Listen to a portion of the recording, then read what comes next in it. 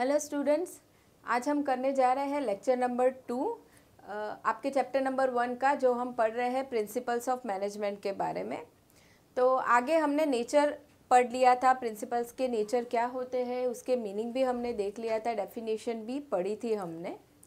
तो अब हम आज के लेक्चर में करते हैं स्टार्ट सिग्निफिकेंस से, कि प्रिंसिपल्स ऑफ मैनेजमेंट फॉलो करना क्यों ज़रूरी है, सिग्निफिकेंस उसका इम्पोर्टेंस क्या है, क्यों है।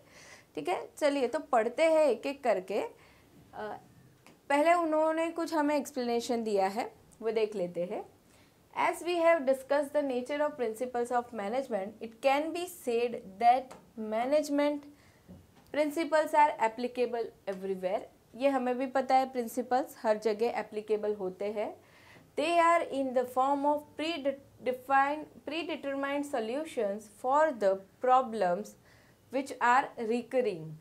देखिए, रिकरिंग प्रॉब्लम्स को क्या कहा गया है, रिकरिंग। बिजनेस में क्या होता है, सेम टाइप की प्रॉब्लम्स बार बार आती रहती है, रिकरिंग होती है, तो उनको सॉल्व करने के लिए प्रिंसिपल्स हमें क्या हेल्प करते हैं, प्री डिटरमाइंड सॉल्यूशन, कि भाई हमें पता है कैसे इसे सॉल्व करना है, उसे फॉलो करके हम फटाक से सॉल्यूशन ला देते हैं। ठीक है, वो एक तरह की टेक्निक्स है हमारे लिए। तो ये क्या बन जाता है, प्री डिटरमाइंड सॉल्यूशंस है हमारे लिए। They are guiding managers so it is important for every manager to know them. In every type of organization or in group activity, one needs to apply principles according to nature, size and requirement of the organization. These principles are tested and practiced worldwide from many years. बहुत सालों से इन principles को test किया गया है, practice किया गया है, एक्सपीरियंस किया गया है। ठीक है, तब जाके प्रिंसिपल्स आए हैं। Therefore, it is important to study the significance or importance of management principles with the help of following facts. अब ये जो कुछ हमें पॉइंट्स दिए गए हैं, उनके बेसिस पे हम देखेंगे कि मैनेजमेंट प्रिंसिपल्स क्यों ज़रूरी है, क्यों इम्पॉर्टेंट है बिजनेस के लिए। तो सबसे फर्स्ट हमें दिया गया है यहाँ पे, provides useful insight to manager.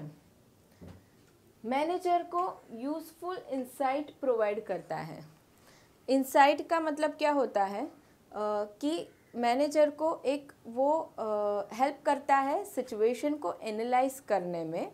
ठीक है, इंसाइट का मतलब हो जाएगा एक दृष्टिकोण, जो मैनेजर देखेगा कोई भी सिचुएशन को, कि भाई सोचेगा, उसे देखेगा, एनालाइज करेगा, तो वो इंसाइट प्रोवाइड करता है मैनेजर को। एंड सिचुएशन को, प्रॉब्लम को मैनेजर क्या करेगा, एक बार उसने एनालाइज कर दिया अच्छे से, उसके बाद वो उस प्रिंसिपल जो भी उसे एप्लीकेबल हो रहा है उसे फॉलो करके वो क्या करेगा, फिर उसे सॉल्यूशन ला सकता है एंड बिजनेस को ऐसे ही वो सक्सेसफुली चला सकता है। तो the principle of management help the manager to understand the organisation. The study of principles helps to improve understanding of the situation and problem. Principle follow करने से मैनेजर क्या कर सकता है, सिचुएशन को बेटर अंडरस्टैंड कर सकता है, सिचुएशन को एंड प्रॉब्लम को। It further helps the manager to find out solution to the problems and handles the solution. Management principles are an outcome of experience of various professional people. देखिए, मैनेजमेंट प्रिंसिपल्स कैसे आए हैं, वेरियस प्रोफेशनल पीपल, अलग अलग professional लोगों ने उसे एक्सपेरिमेंट किया, उसके बाद उन लोगों ने वो प्रिंसिपल लाया.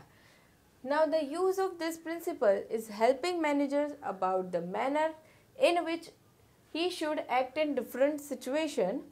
This type of timely guidance reduces the wastage of resources and the goals can be achieved in appropriate manner. देखिए, अब ये प्रिंसिपल्स हमारे पास ऑलरेडी है, जिसे हम एज ए बेस रखते हैं, कुछ भी डिसीजन लेना हो, प्रॉब्लम को सॉल्व करना हो, तो उससे क्या होने वाला है, एक तो हमारा टाइम भी बच जाएगा रोज़ सिचुएशन को एनालाइज करने में, एंड दूसरी चीज़, बाकी भी जो रिसोर्सेज हम यूज़ करते हैं उन्हें भी हम इफ़ेक्टिवली यूज़ कर सकते हैं प्रिंसिपल को फॉलो करके। तो उससे क्या हो जाएगा, अल्टीमेटली हमारे बिजनेस के गोल हम अचीव कर सकते हैं। ठीक है, तो ये हमने सबसे फर्स्ट इम्पॉर्टेंस देखा कि जो प्रिंसिपल प्रोवाइड करते हैं insight to manager, useful insight to manager. Now second one is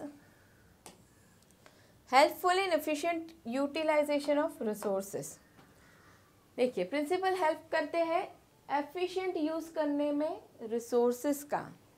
business कोई भी स्टार्ट होता है, मान लो हमने ही कोई बिज़नेस स्टार्ट किया है, तो हम क्या करते हैं, बहुत सारे रिसोर्सेज लाएंगे बिज़नेस में. सबसे पहले तो पैसे लाएंगे, फिनेंशियल रिसोर्सेज लाएंगे. दूसरा हम क्या लाएंगे, मशीनरीज लाएंगे, इक्विपमेंट्स लाएंगे. ह्यूमन रिसोर्स भी हमारे बिज़नेस में होंगे जो बहुत ज़्यादा ज़रूरी है, उनके बिना बिज़नेस चलने ही नहीं वाला है. ठीक है, तो ये जो बहुत सारे रिसोर्सेज हम बिज़नेस में लाएंगे, तो इनका यूज़ हमें कैसा करना है, मैक्सिमम यूज़ करना है, वेस्टेज उसका कम करना है. उससे क्या होता है कि जो बिज़नेस का प्रॉफिट होगा वो बहुत मैक्सिमम होता है. ठीक है, तो इसीलिए उन लोगों ने बोला है ये प्रिंसिपल हमें किस चीज़ में ये हेल्प करते हैं, एफिशिएंट यूटिलाइजेशन ऑफ रिसोर्सेज.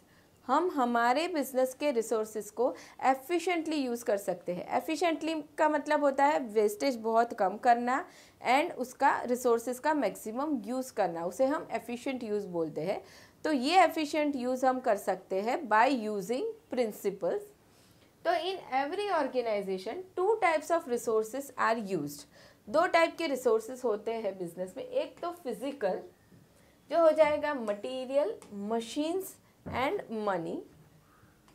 ठीक है, ये हो जाएंगे फिजिकल रिसोर्सेज. लैंड भी हो जाएगा. नाउ एंड ह्यूमन रिसोर्सेज, दूसरा होगा ह्यूमन रिसोर्सेज, मैन पावर. तो the basic function of management is to make proper balance between this resources by putting them to optimum use and control on wastage of the resources. While maintaining discipline and healthy working environment, management always uses techniques and principles. It helps in establishing cordial relationship between management and employees, which increases the efficiency level of employees and also affects the effective administration. देखिए अब ये principles क्या help करते हैं हमें cordial relationship लाने में. Cordial मतलब friendly relationship between management and there employees. ठीक है, अब मैनेजमेंट जो है वो बहुत रूड हो जाएगा उसके एम्प्लॉयज़ पे. ठीक है, वो एम्प्लॉयज़ का ध्यान नहीं रखेगा, प्रॉपर रेम्यूनरेशन नहीं देगा, प्रॉपर डिवीजन ऑफ वर्क नहीं करेगा. तो क्या होने वाला है, एम्प्लॉयज़ परेशान हो जाएंगे, ऑर्गेनाइजेशन छोड़ के चले जाएंगे.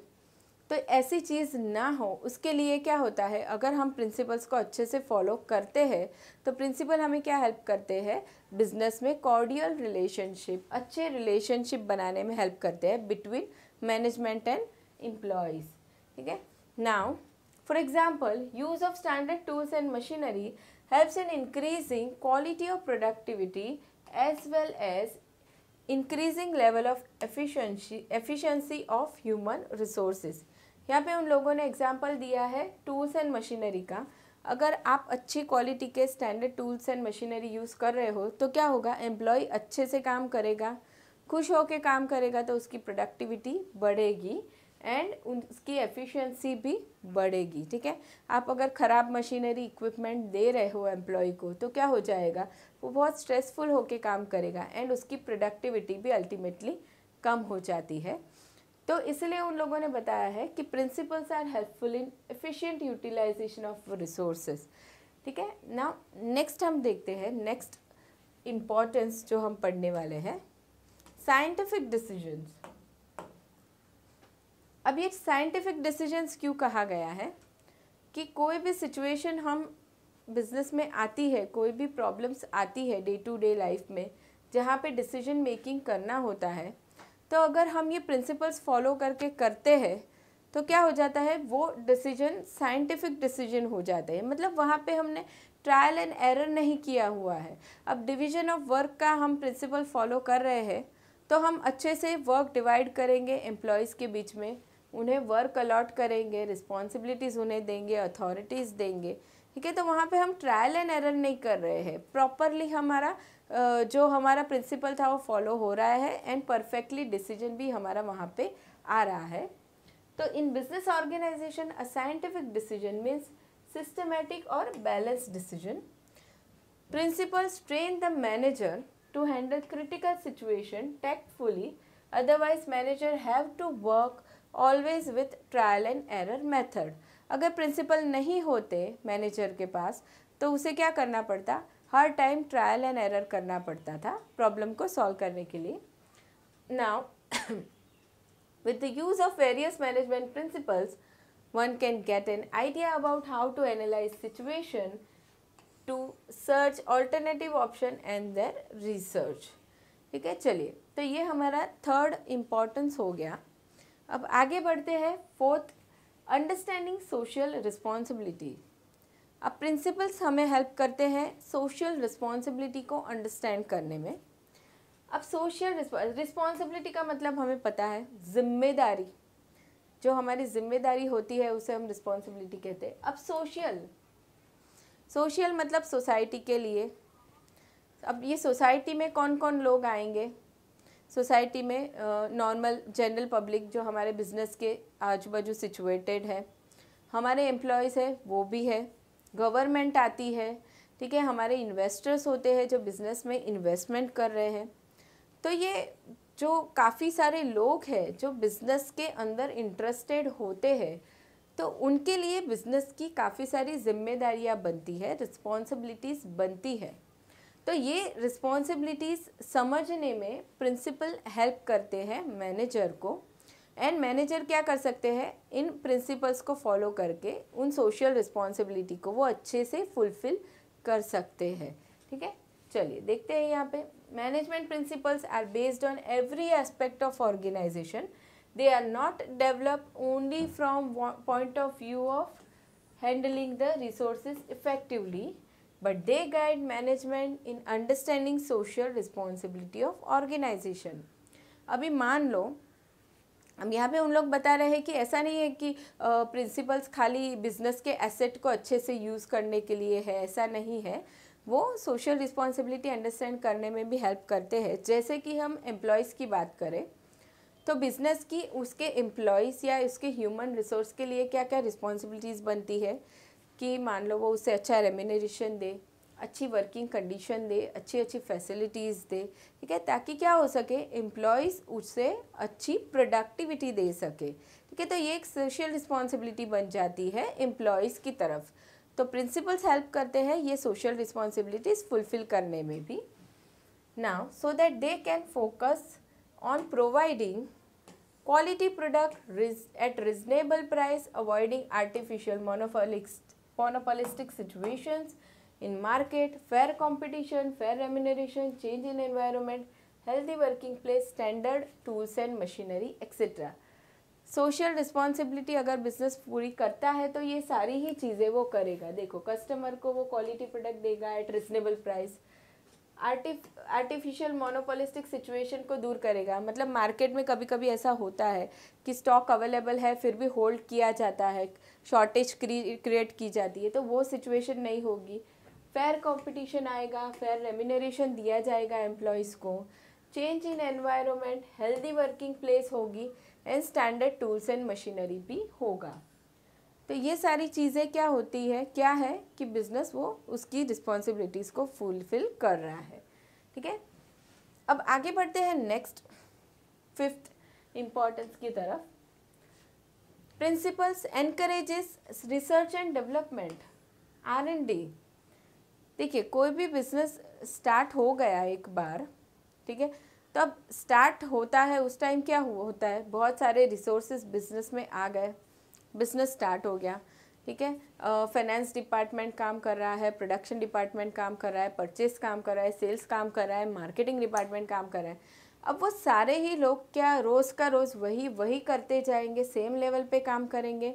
नहीं, वो क्या करेंगे, डे टू डे कुछ ना कुछ नया इम्प्रूवमेंट लाते ही रहेंगे उनकी प्रोसेसेस में या उनके टेक्निक्स में या उनके प्रोडक्ट में. तो उसे हम क्या बोलेंगे, रिसर्च एंड डेवलपमेंट, R&D बोलेंगे.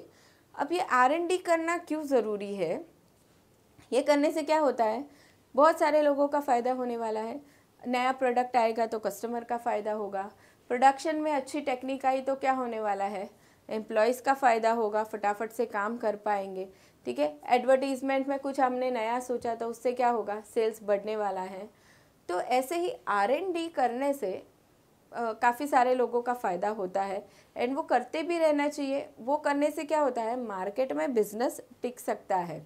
अगर बिजनेस कुछ नया नहीं सोच रहा है तो फिर वो बिजनेस मार्केट में नहीं टिक सकता। Now principles of management are dynamic. Dynamic मतलब flexible. Their nature goes on changing along with the changes in the world. Over the years, they have developed to suit the current need. It enables the manager to bring consistent improvement in them. Principles क्या help करते हैं manager को consistently मतलब constantly improvement लाने के लिए। Management adopts new trends at working place automatically. देखिए क्या होता है, बिजनेस में न्यू ट्रेंड्स, नई नई जो चीज़ें आती है वो अडेप्ट की जाती है ऑटोमेटिकली। जैसे कि पहले हम इनकम टैक्स रिटर्न फाइल की बात करते थे तो क्या होता था, मैन्युअली होता था। अभी क्या है, ई फाइलिंग हो गया है। तो क्या हुआ, ये कुछ नया ट्रेंड आया जिसे एक्सेप्ट किया गया है। Now this guidelines helps management to make comparison of use principles with expected outcome. If needed, management can modify the principles according to situation, as the management is having liberty to take decision at their own. Now this training helps in developing scientific approach towards research and development and growth and development of organization. For example, R&D department always works on finding new techniques in the field of production, finance, marketing, human resource, etc. क्या बताया उन लोगों ने, R&D department, research and development department है, वो इन चीज़ों में हमेशा ही नई नई टेक्निक लेने की ट्राई करता है। प्रोडक्शन हो, फाइनेंस हो, मार्केटिंग हो, ह्यूमन रिसोर्स हो या कोई भी हो, ठीक है। तो R&D करने में प्रिंसिपल्स बहुत ज़रूरी होते हैं। नाउ नेक्स्ट हम देखते हैं principles helps to coordinate and control. ठीक है, अभी प्रिंसिपल कोऑर्डिनेट एंड कंट्रोल करने में हेल्प करते हैं। सबसे पहले तो कोऑर्डिनेट का मतलब होता है सारी चीज़ों को एक साथ लाना, सबके एक अच्छे से ट्यूनिंग करना। मान लो अलग अलग डिपार्टमेंट काम कर रहे हैं, फाइनेंस है, मार्केटिंग है, प्रोडक्शन है, सेल्स है, ठीक है। तो ये सारे ही डिपार्टमेंट को कोऑर्डिनेट करवाना कि एक साथ बराबर से काम करें। अब अलग अलग डिपार्टमेंट में भी बहुत सारे एम्प्लॉयज़ रहते हैं, उनके बीच भी कोऑर्डिनेशन होना चाहिए, ठीक है। एंड तो अब ये मैनेजमेंट प्रिंसिपल्स क्या करते हैं, कोऑर्डिनेशन लाने में हेल्प करते हैं। एंड दूसरा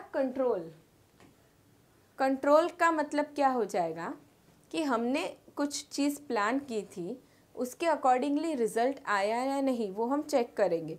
जैसे मान लो हमने सोचा था कि इस मंथ हमें 10,000 यूनिट का सेल्स करना है, ऐसा हमने कुछ प्लान किया था, तो 9,000 यूनिट्स का सेल हुआ for example.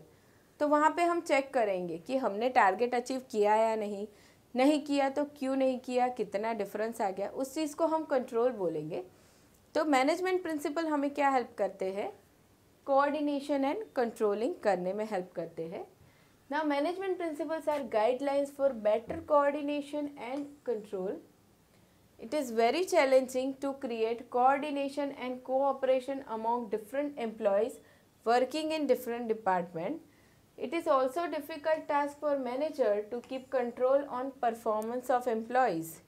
Now management principles offer suitable system while establishing coordination and control.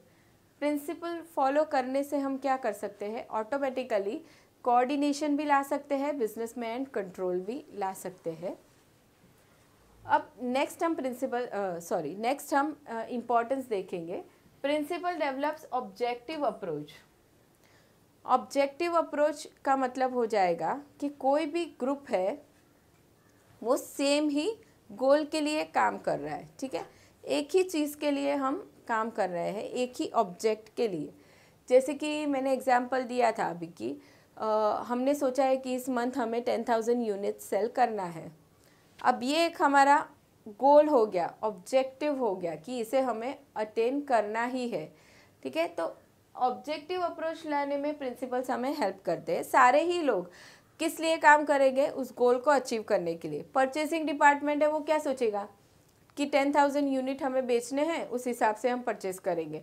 Production department भी उसी को अटेन करने के लिए काम करेगा, सेल्स डिपार्टमेंट भी उसी के लिए काम करेगा, एडवर्टीजमेंट वाले भी उसी के लिए ही काम करेंगे कि भाई इतने यूनिट्स हमें सेल करने हैं, तो उस हिसाब से हम एडवर्टीजमेंट करते हैं। तो क्या प्रिंसिपल्स क्या करते हैं? हमें ऑब्जेक्टिव अप्रोच देते हैं। तो with the help of various principles of management one can develop objective approach. Manager can identify the business opportunity, root causes of the problems in correct manner and can provide appropriate solutions on it. It builds confidence in the minds of the manager. ठीक है, principles क्या लाते हैं? Objective approach लाते हैं, जिससे manager के mind में एक तरह का कॉन्फिडेंस आ जाता है। चलिए, तो यहाँ पे हमने देख लिया importance of principles of management, कि क्यों हमें मैनेजमेंट प्रिंसिपल्स को फॉलो करना ज़रूरी होता है। ठीक है, अब नेक्स्ट हम आगे बढ़ते हैं थियोरीज ऑफ मैनेजमेंट की तरफ। तो अब ये जो थियोरीज ऑफ मैनेजमेंट है वो क्या है, हम देखते हैं कि ट्रेडिशनली जो भी बिज़नेस सेटअप हुए थे, सबसे पहले के ज़माने में जो बिज़नेस होते थे, धीरे धीरे पहले बार्टर सिस्टम था, फिर उसके बाद में जो भी प्रोडक्ट एंड सर्विसेज सेल होने लगे उसके बदले पैसे दिए जाने लगे। ठीक है, तो ये धीरे धीरे चेंजेस आने लगे बिजनेस में। जो पहले बिजनेसेस होते थे और जब अब बिज़नेस होते हैं उसमें काफ़ी चेंज हो गया है। ठीक है, अभी आजकल तो कैसे हो गया है, ऑनलाइन बिजनेस का ज़माना आ गया है। तो अब ये जो बिज़नेस को मैनेज करना पड़ता है, अब ये मैनेजमेंट के तरीके भी अलग अलग चेंज होने लगे। जो पहले होता था उसके हिसाब से अभी होता है। ठीक है, तो कुछ थिंकर्स ऐसे रहे, मैनेजमेंट थिंकर्स, उन्होंने देखा डिफरेंट बिजनेसेस को देखा, अलग अलग जगहों पे जो बिज़नेस ऑपरेट हो रहे हैं, बड़े बिजनेसेस, छोटे businesses, day to day life में जो बिज़नेस को डिसीजंस लेने पड़ते हैं। मान लो रॉ मटेरियल लेना है अलग अलग जगहों से, उसका डिसीजन लेना पड़ता है। एम्प्लॉयज़ को अपॉइंट करना है, उसका डिसीजन लेना पड़ता है। प्रोडक्ट की हम प्राइस क्या रखेंगे, उसका डिसीजन लेना है। एडवर्टीजमेंट कैसे करेंगे, कहाँ करेंगे, वो डिसीजन, काफ़ी सारे डिसीजंस हमें in day to day life businesses में लेने पड़ते हैं। तो अब ये मैनेजमेंट थिंकर्स जो थे, ये पर्सन्स जो थे, उन्होंने सोचा, ये बहुत सारी सिचुएशन को उन्होंने एनालाइज किया, बिजनेस को एनालाइज किया, एंड उसके बाद उन्होंने क्या किया, हमें कुछ थियोरीज दी। ठीक है, कुछ थियोरीज दी, कुछ प्रिंसिपल्स दिए कि भाई आप इन्हें अब फॉलो कर सकते हो एज अ बेस रख के। तो क्या होगा, आपको ट्रायल एंड एरर नहीं करना पड़ेगा। ठीक है, मान लो हमारे पास कुछ थियोरीज है ही नहीं, प्रिंसिपल है ही नहीं, तो क्या होगा। अब मान लो एम्प्लॉय का हमें रेम्यूनरेशन वाला जो प्रिंसिपल है कि एम्प्लॉय को हमें फेयर रेम्यूनरेशन देना है, मान लो वो प्रिंसिपल हमारे पास है ही नहीं, हमें पता ही नहीं है, तो मैनेजर क्या करेगा, एवरी टाइम जब एम्प्लॉय को अपॉइंट करेगा तो वो ट्रायल एंड एरर करता रहेगा कि भाई इसको रेम्यूनरेशन कितना देना है, कैसे देना है। ठीक है, फेयर रेम्यूनरेशन का उसको प्रिंसिपल ही नहीं पता है, तो वहाँ पे उसे ट्रायल एंड एरर करना है। अलग अलग टाइम पे अलग अलग रिजल्ट आते रहेगा और वो खुद भी परेशान होते रहेगा। तो इन मैनेजमेंट थिंकर्स ने क्या किया, हमें कुछ थियोरीज प्रोवाइड की, उसके बेस पे हम क्या कर सकते हैं, सीधा उसे हम फॉलो करके हमारे बिजनेस के डिसीजंस को हम ले सकते हैं। ठीक है, चलिए तो देखते हैं यहाँ पे उन लोगों ने क्या बताया। Theories of management, management theories are a set of general rules.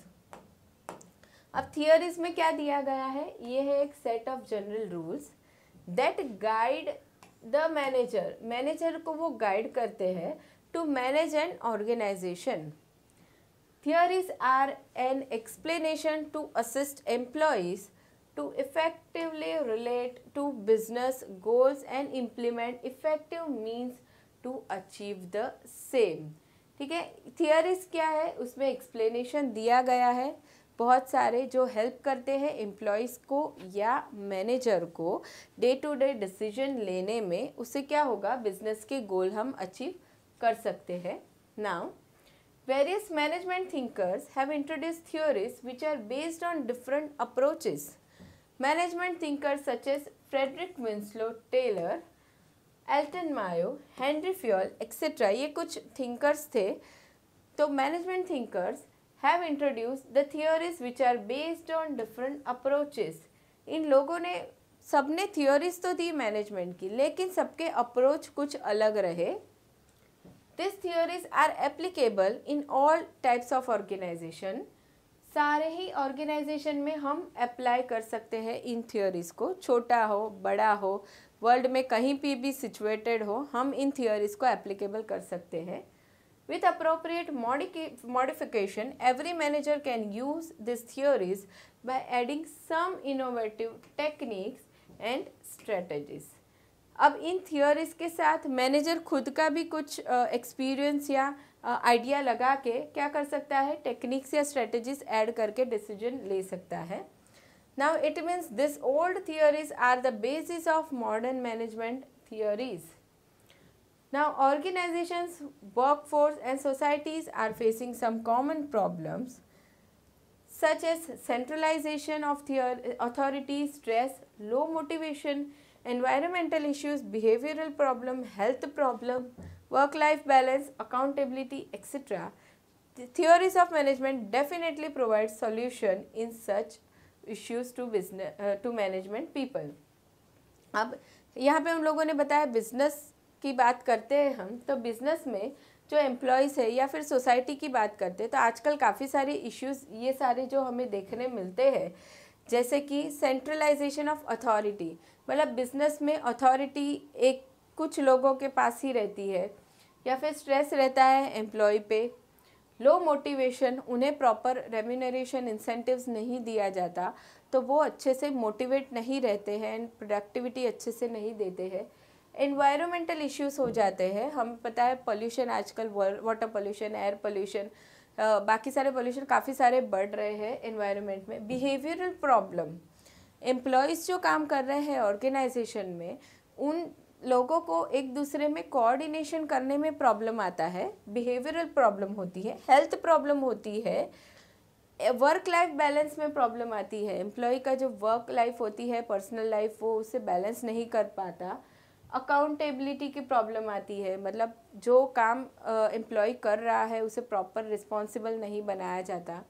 तो ये सारे ही जो प्रॉब्लम्स हो रही है बिजनेस में या फिर सोसाइटी में, तो उन्हें सॉल्व करने के लिए ये जो थियोरीज दी गई है, ये जो मैनेजमेंट थिंकर्स ने हमें थियोरीज प्रोवाइड की है, वो बहुत ज़्यादा हेल्पफुल हो जाती है ये सारी प्रॉब्लम्स को सॉल्व करने के लिए। तो ये बच्चों हमें थियोरीज ऑफ मैनेजमेंट के कुछ बारे में कुछ बताया गया है, ठीक है, वो कैसे आई थी, किसने दी थी। चलिए आगे बढ़ते हैं। तो यहाँ पे अब आगे हम पढ़ने वाले हैं Henry Fayol's administrative theory of management.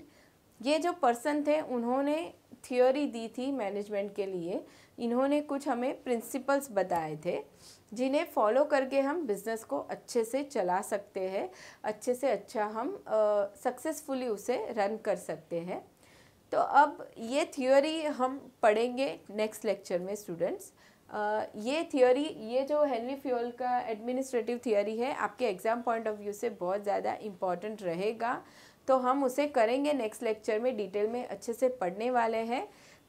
कोई कमेंट हो, कोई क्वेश्चन हो तो आप बता सकते हैं कमेंट सेक्शन में। थैंक यू सो मच, मिलते हैं नेक्स्ट लेक्चर।